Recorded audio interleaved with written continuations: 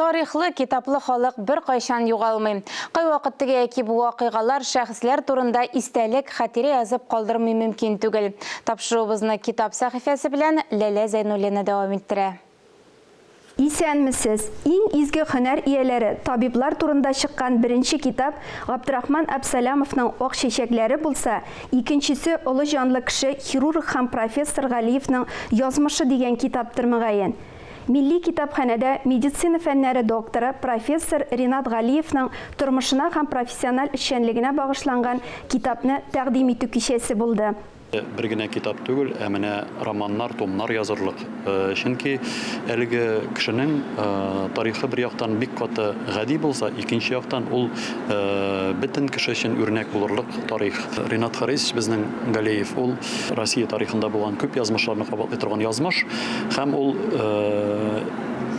урысча да бик шамалы гына белгән хәлдә үзен менә нинди зурлыктагы, нинди дәрәҗәдәге Россия гына түгел, бөтен дөнья күләм танылган уролог дәрәҗәсенә үстереп җиткерә. Ул профессор да, ул трансплантолог да, ул шул ук вакытта онколог да, ул бик күп кырлы талант. Ринат Галиев Татарстанда медицина өлкәсендә кеше органнарын күчереп утыртуга нигез салган шәхес.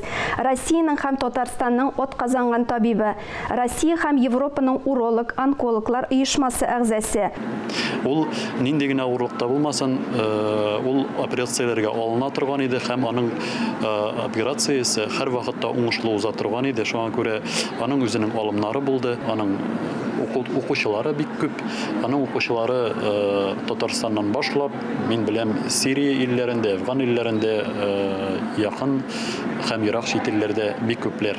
Ул 40 елдан артык дәвалау эше белән шөгыльләнә. Шуның 30 елын Республика клиник хастаханәсендә бөерләр күчереп утырту бүлеген һәм нефрология кафедрасын җитәкли.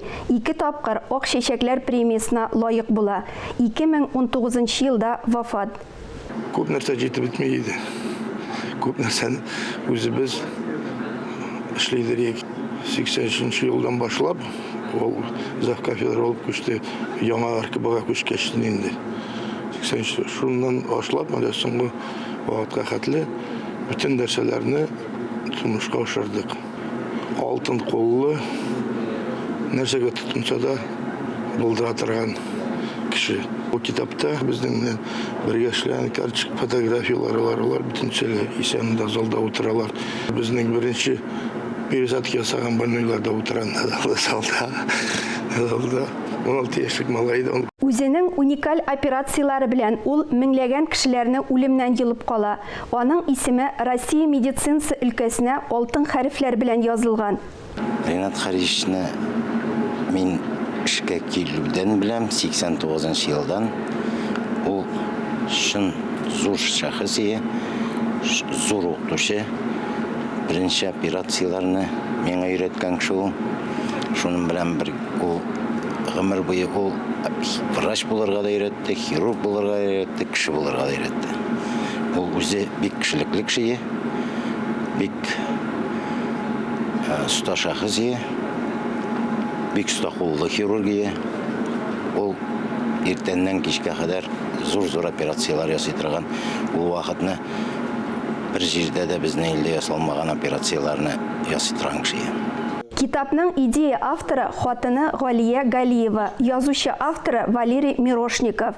Кичәне Валерий Мирошников Лилия Аппакова белән бергә алып барды. Ак гөлләрдән җан җылысын алып, йөрәкләргә саласы иде. Ак чәчәкләр кебек аппак булып, саф күңелле каласы иде. Әйе, ак чәчәкләрдәй ак күңелле, изге җанлы кешеләр генә саваплы да, җаваплы да хезмәтне үти, шатлык өләшә аладыр. Авыллар тарихын өйрәнү изге һәм кирәкле гамәл. Кайбыч авылы тарихы турында китап нәшер ителде.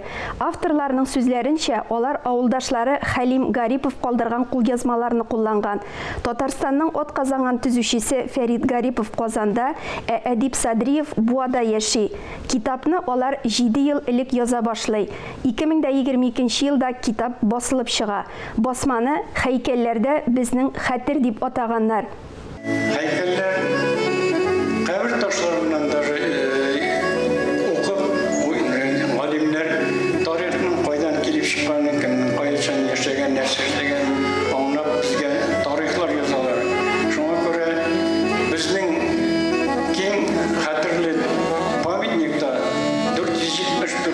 язылды. Һәр берсе китапка лайыклы кешеләр. Бөек Ватан сугышында хәлак булган Кайбыш авылы егете Хафиз Төхбиев авторлар сүзләренә караганда Советлар Союзы герое исеменә тәкъдим ителә, ләкин дәрәҗәле исемне ала алмаган. Китапта Кайбыш авылы турында күп мәгълүмат бар. Аның беренче йөз битен Хәлим Гарипов язып калдырган. Ул мәктәпнең беренче директоры, заманында Маяк колхозына нигез салучы булган. Кулъязма Казан федераль университетында сакланган. Шулай ук җирлек китапханә материаллары да кулланылган. Хәлим абыйдан калган иң беренче тарихта миндә саклана кулъязма.